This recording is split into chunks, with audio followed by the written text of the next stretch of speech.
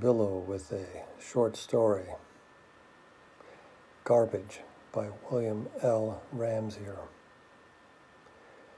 I want to confess my crimes really are crimes because even though it wasn't my fault, I take all the blame.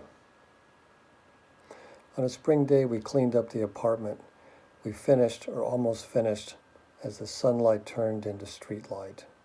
We only needed to haul out 7 or 8 cardboard boxes of trash and a pile of bulging plastic bags and put them where? My wife wanted me to throw everything into the metal bin across the street, but I knew they kept it locked.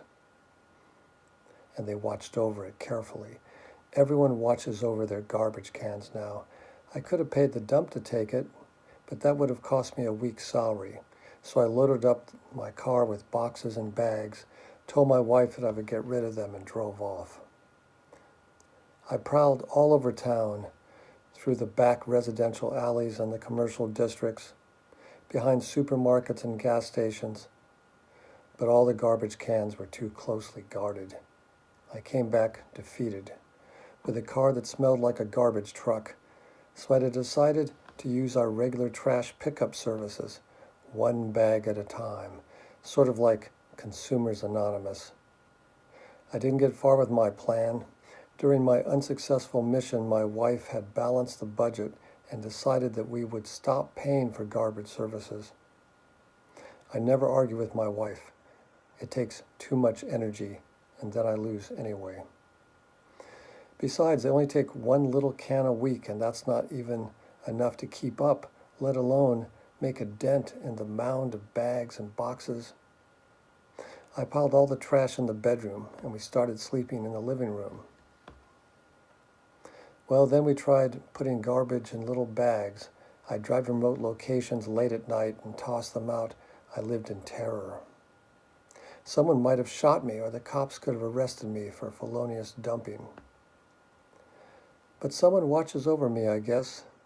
One day as I stood in line at the post office with all the people from Taiwan and Mexico, the ones who always have large brown packages loosely wrapped with string or tied with Scotch tape, the corner's already coming undone, and that's when I saw the light. I put my plan into immediate action. First, I bought some tape and brown paper. On the way back from the store, I stopped at the library and copied down the addresses of big corporations. I came back home excited. Right away, I put the whole family to work making packages. Oh, we wrapped our garbage so neatly. Then I mailed them to all the big companies. 3rd class, of course. It's cheaper, and these weren't rush items. Sometimes, just for fun, I wrote, "Attention, Legal Department," or "Attention, President." Maybe that's why they got suspicious at the post office. I never realized how much garbage we had. We had tried to buy smaller packages at the store, the ones with less paper, tried to never order food to go at McDonald's or Pizza Boy, tried everything.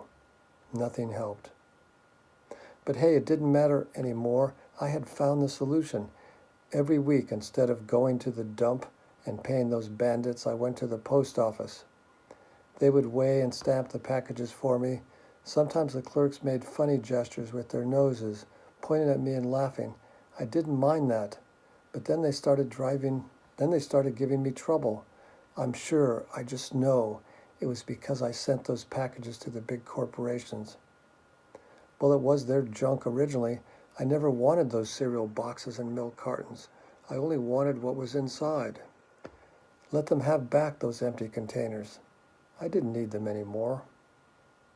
"You'll have to put your return address on these packages," the clerk told me one day.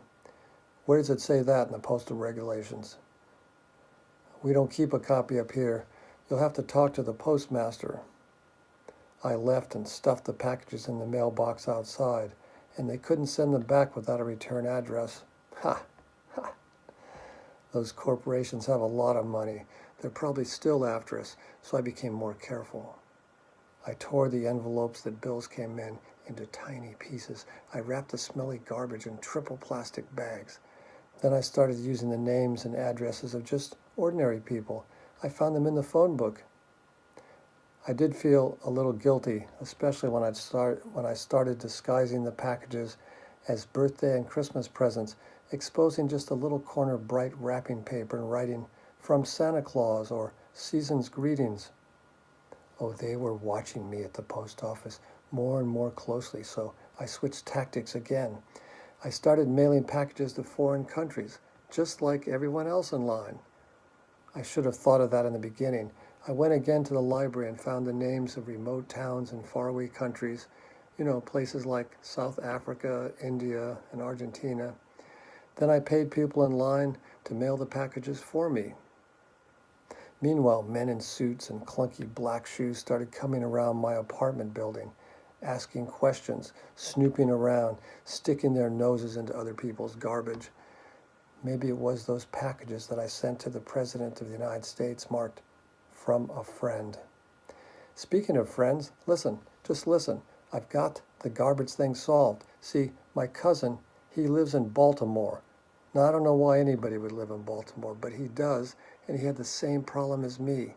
So now we send our garbage to each other, and then we send it back, 5th class. I didn't know that it existed. The clerk at the post office told me that it would take a long time for the packages to get there. But I don't mind. So now we're bouncing packages between here and Baltimore. When I get a package, I just hold my nose, put on a new set of stamps, and send it back to my cousin. And who knows? Maybe we'll get lucky. Maybe the post office will lose it. The end.